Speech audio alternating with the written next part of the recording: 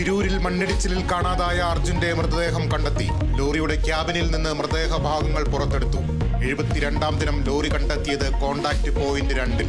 കർണാടക സർക്കാരിന് നന്ദി അറിയിച്ച MK രാഘവൻ MP. ഷിരൂരിൽ കാണാതായ മറ്റ് 2 പേർക്കായി തെരച്ചിൽ തുടരും.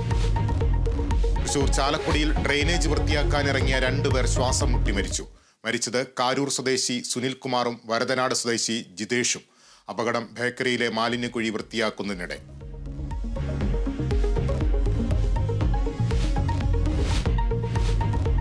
പി ശശിക്കെതിരെ പാർട്ടി അന്വേഷണമില്ല. PV അൻവർ MLA-യുടെ പരാതി CPM സംസ്ഥാന സെക്രട്ടേറിയറ്റ് പരിഗണിച്ചില്ല.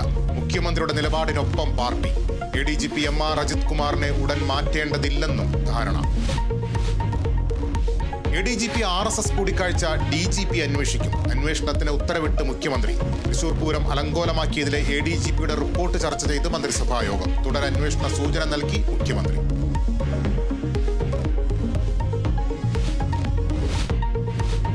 ലൈംഗിക പീഡന കേസിൽ ഇടവേള ബാബുവിനെ അറസ്റ്റ് രേഖപ്പെടുത്തി വിട്ടയച്ചു.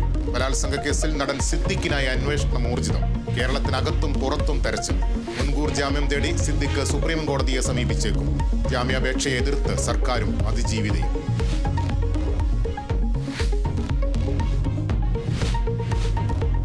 PSC കോഴ വിവാദത്തിൽ പുതിയ വഴിത്തിരിവ്. പണം വാങ്ങിയത് CPIM മുൻ നേതാവ് പ്രമോദ് കോട്ടുളി അല്ലെന്ന പരാതിക്കാരൻ. പണം വാങ്ങിയത് കണ്ണൂർ സ്വദേശി.